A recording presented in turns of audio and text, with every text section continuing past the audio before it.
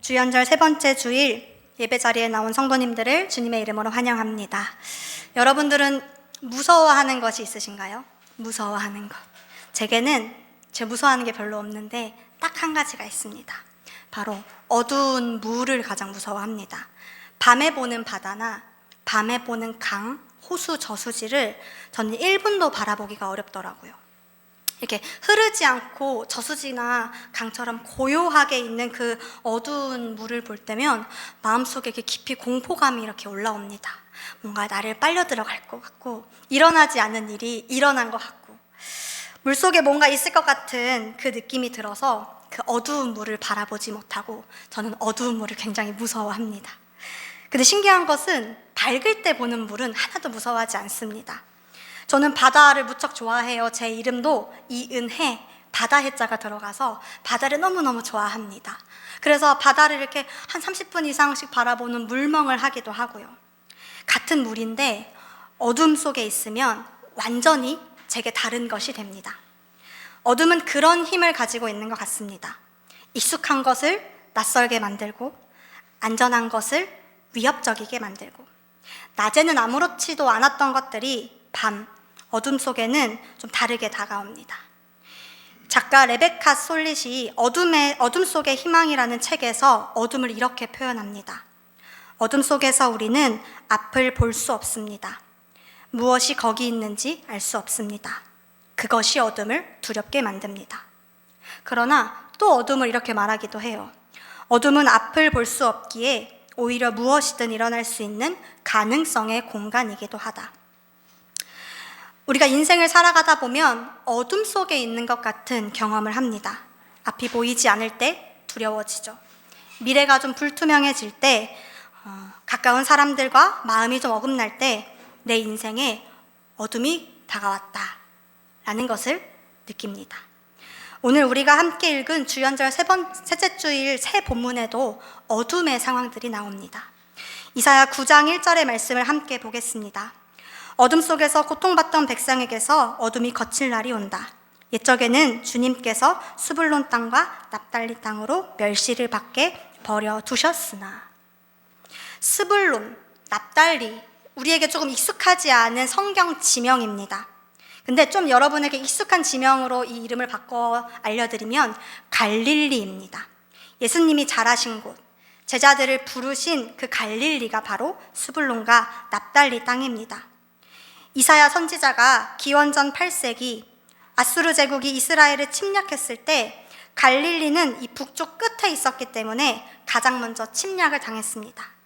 집들이 불타고 사람들은 포로로 끌려갔습니다. 남은 이들은 이방인들과 섞여 살게 되었어요. 그래서 예루살렘 사람들은 이곳을 이방의 갈릴리라고 부르면서 멸시했습니다. 이 땅은 이제 기대도 없는 변두리 땅이 된 것입니다. 변두리 땅에 2절 말씀을 함께 봅시다. 어둠 속에서 헤매던 백성이 큰 빛을 보았고 죽음의 그림자가 드리운 땅에 사는 사람들에게 빛이 비쳤다. 방금까지 이 땅은 흑암이 덮인 땅이었는데 갑자기 빛이 등장합니다. 우리가 이 이사야 9장 1절에서 2절 말씀을 통해 놓치지 말아야 할 것은 하나님은 어둠을 피해가지 않으시는 분이라는 겁니다. 정확히 가장 어두운 곳으로, 가장 버림받은 곳으로 하나님의 빛이 찾아갑니다. 여기서 말하는 빛은 단순히 이 형광등과 같은 밝음을 말하는 것이 아닙니다. 4절을 보면 이 빛을 해방의 빛이라고 증언합니다. 하나님은 우리가 강하고 준비되어 있을 때 우리에게 오시는 분이 아닙니다. 우리가 어쩌면 약하고 무너져서 어둠 속에 있을 때 하나님만 바라볼 수밖에 없는 그 어둠의 자리에서 우리 삶의 역전을 시작하십니다. 이사야 선지자가 살던 곳에서 700년이 흘렀습니다. 이제 그 땅에 예수님이 가십니다. 예수님이 갈릴리로 가십니다. 마태복음은 이것을 이사야 예언을 이루기 위함이라고 말합니다. 흑암에 앉은 백성이 큰 빛을 보았고 사망의 땅과 그늘에 앉은 자들에게 빛이 빛이었다. 700년 전 이사야가 본 빛이 이제 실제로 바뀌었습니다. 700년이 지났는데 그 갈릴리 땅의 상황은 그렇게 달라지지 않았어요. 세례 요한은 감옥에 갇혔고 아수르가 로마로만 바뀌었을 뿐이지 그 땅에는 여전히 어둠의 그림자가 머물러 있습니다. 700년이 지난 갈릴리 땅에는 어떤 사람들이 살고 있었냐? 18절의 말씀을 봅시다. 예수께서 갈릴리 바닷가를 걸어가시다가 두 형제 베드로라는 시몬과 그의 형제가 아닌 안드레가 그물을 던지고 있는 것을 보셨다. 그들은 어부였다. 그 땅에 어부들이 살고 있었습니다. 어부들이 그물을 던지고 있어요. 21절에는 야고보와 요한도 나옵니다. 그들은 아버지와 함께 배에서 그물을 깁고 있었습니다. 아주 평범한 일상이죠. 내일도 그물을 던지고 또 모레도 그물을 던지는 끊임없이 반복되는 삶.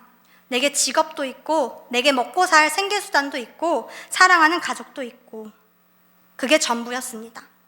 매일 출근하고 일하고 퇴근하고 내일 또 출근하는 우리의 일상과 닮아있는 어부들이 700년 후 그 땅에 살고 있었습니다.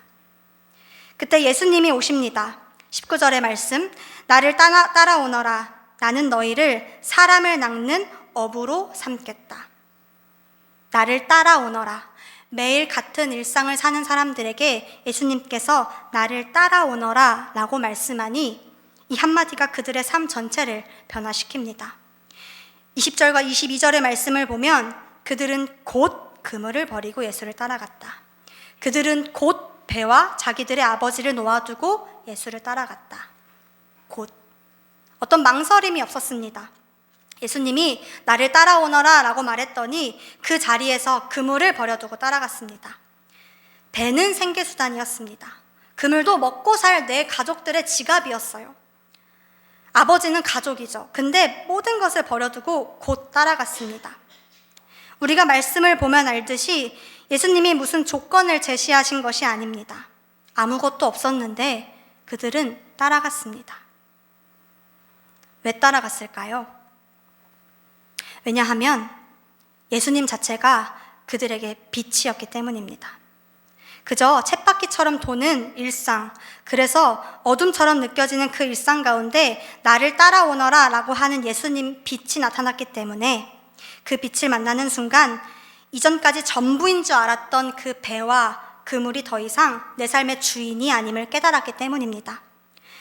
주님은 그들을 물고기를 잡는 어부가 아니고 생명을 건져 올리는 사람을 낚는 어부로 부르셨습니다. 빛은 사람들을 불러 모읍니다. 예수님의 부르심을 받은 이 베드로와 안드레, 야고보, 요한은 이제 함께 그 빛의 부르심을 받고 빛 아래 모여 교회라는 공동체를 만듭니다. 빛 아래 모인 교회 공동체가 문제가 발생하기 시작합니다. 빛을 따라 모였는데 사람들이 더 이상 그 주님을 보지 않고 서로를 바라보기 시작합니다. 그래서 다시 어둠의 그늘이 이 교회 공동체 안에 그치기 시작해요. 빛이신 주님을 바라보기보다는 나의 조건과 너의 입장을 따지기 시작할 때 교회 안에는 분열이라는 어둠이 스며들기 시작합니다. 오늘 우리가 읽은 고린도전서의 상황이 바로 그러했습니다. 고린도 교회는 아주 역동적인 교회였습니다. 은사도 많고 열정도 많고 훌륭한 교회였습니다. 그런데 문제가 생겨요. 바울은 10절에서 간곡히 권면합니다. 그런데 형제자매 여러분, 나는 우리 주 예수 그리스도의 이름으로 여러분에게 권면합니다. 여러분은 모두 같은 말을 하며 여러분 가운데 분열이 없도록 하며 같은 마음과 같은 생각으로 뭉치십시오. 이 교회에 분쟁이 생겼어요. 글로의 집 사람들이 바울에게 보고했습니다. 어떤 싸움이 있었냐? 12절의 말씀과 같이 다름이 아니라 나는 바울 편이다. 나는 아볼로 편이다. 나는 게바 편이다. 나는 그리스도 편이다. 사람들이 편을 갈랐습니다. 바울파, 아볼로파, 베드로파, 심지어 그리스도파까지. 같은 예수님을 믿는다고 빛 아래 모인 사람들이 다투기 시작했습니다. 우리도 비슷한 경험을 하죠. 고린도 교회 상황이 낯설지 않습니다. 세대가 다르고 생각이 다르고 우선순위가 다릅니다. 처음에는 건강한 토론이었는데 어느새 감정이 상하고 관계가 멀어지고 편이 갈라집니다. 이 가운데 바울은 13절에서 아주 날카롭게 묻습니다. 그리스도께서 갈라지셨습니까? 바울이 여러분을 위하여 십자가에 달리기라도 했습니까? 또는 여러분이 바울의 이름으로 세례를 받았습니까? 그리스도께서 갈라지셨습니까? 고린도 사람들은 웅변수를 좋아했습니다. 말 잘하는 사람, 논리 정연한 사람을 아주 높이 평가했어요. 그런데 바울은 오늘 말씀을 통해 복음은 어떤 인간의 지혜나 말 잘하는 웅변으로 전해지는 게 아니라고 말합니다. 왜냐하면 그렇게 하면 그리스도의 십자가가 헛되게 되기 때문입니다. 바울은 이 교회 공동체에 드리운 어둠을 걷어낼 유일한 해결책으로 십자가의 도를 제시합니다. 우리 18절의 말씀을 함께 읽어보겠습니다. 시작. 십자가의 말씀이 멸망할 자들에게는 어리석은 것이지만 구원을 받는 사람인 우리에게는 하나님의 능력입니다. 십자가는 가장 수치스러운 형벌이었습니다. 그런데 바울은 이 가장 수치스러운 형벌을 이 십자가가 하나님의 능력이라고 고린도 교회 가운데 선포합니다. 세상의 빛은 강한 자를 비추고 높은 곳을 화려하게 장식하지만 하나님의 빛은 십자가는 가장 낮은 곳, 가장 수치스럽고 가장 어두운 곳을 비춥니다. 세상이 말하는 빛은 나를 돋보이게 하여 남을 어둠 속으로 밀어넣지만 십자가의 빛은 나를 죽여서 남을 살리는 역설의 빛입니다. 바울은 공동체의 분열을 치유하는 빛으로 십자가를 우리에게 말합니다. 십자가는 인간적인 생각과 자랑을 무너뜨립니다. 십자가 앞에서는 바울도 아볼로도 베드로도 그리스도도 그리스도파도 아무것도 아닙니다. 오직 십자가에 달리신 그리고 십자가 아래 빛 아래 모인 우리만이 전부입니다. 우리가 하나 되는 길은 서로 누가 더 높은지 다투는 것이 아닙니다. 모두 함께 십자가 아래로 내려가는 것입니다. 십자가 아래서는 모두가 동등하다는 것을 여러분이 기억하시길 바랍니다. 모두가 죄인이고 모두가 하나님의 은혜로 구원받은 자들입니다. 오늘 우리는 주연절 세 번째 말씀으로 우리 삶을 에워싼 세 가지의 어둠을 보았습니다. 이사야는 나라가 무너지는 정치적 어둠을 보여줬고 마태복음의 어부들은 끝없이 반복되는 일상의 어둠 속에서 나를 따라오라는 부르심을 받았습니다. 그리고 고린도 교회는 공동체가 갈라지는 그 관계의 어둠 속에서 십자가의 빛을 발견하게 했습니다. 이 세 본문이 모두 말하는 것은 어두운 상황이 끝이 아니라 어두움은 빛을 만나는 장소다라는 것을 말하고 있습니다. 우리는 참 연약한 존재입니다. 어둠 속에서 헤맬 수밖에 없습니다. 갈릴리 사람들도 700년을 기다렸습니다. 억압받고 멸시당했습니다. 갈릴리 어부들도 배와 그물이 전부라고 살면서 매일 똑같은 하루를 살았습니다. 웅변술이 뛰어난 고린도 교회 사람들도 어느새 서로 다투고 있습니다. 갈릴리 사람들이나 어부들이나 고린도 교회 사람들이다. 우리도 별반 다르지 않습니다. 그러나 여러분 기억하십시오. 하나님은 어둠을 피해가는 분이 아니라는 것을 말입니다. 가장 깊은 어둠의 자리인 갈릴리로 그리고 가장 처참한 어둠의 자리인 십자가로 직접 걸어 들어가셨습니다. 그분은 어둠 속에 앉아있는 우리 곁에 앉아서 빛이 되어주시는 분입니다. 그러니 여러분 삶에 어둠이 있으면 부정하거나 없는 척하고 살지 맙시다. 우리가 여전히 어둠 속에 있다는 것을 인정합시다. 그러나 내가 어둠 속에 있다는 것을 인정하는 것에 멈추지 않고 그 어둠 가운데 내 삶의 빛을 찾기 위해 애써 봅시다. 그 빛은 때로 아주 작은 희망일 수 있습니다. 훅 지나가는 찰나의 빛일 수도 있습니다. 그러나 그 찰나를 소망으로 붙잡는 것, 그것이 그리스도인이 삶을 대하는 태도이며 방식입니다. 때로 우리 안에 갈등이 생기고 마음이 어긋날 때 우리가 어쩌면 빛이신 십자가를 등지고 서로의 그림자만 보고 있지 않은지 돌아봅시다. 십자가 앞에서는 누구도 높지 않고 누구도 낮지 않습니다. 오직 은혜로 구원받은 죄인들 뿐입니다.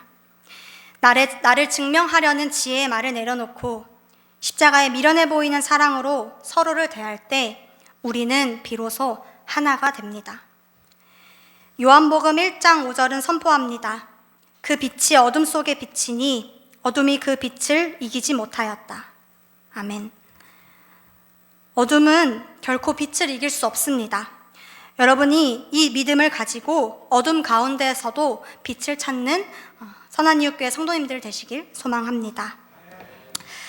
사랑하는 선한이웃교회 성도 여러분, 그리고 수련회를 다녀온 우리 청년 여러분, 이번 한 주간 여러분의 어둠이 무엇이든지 그곳에서 하나님께서 비추시는 빛을 찾기를 축복합니다. 어둠을 인정하되 굴복하지 마시기 바랍니다. 연약함을 고백하되 절망하지 않으며 부단히 빛을 찾아 나서는 그리스도인이 됩시다.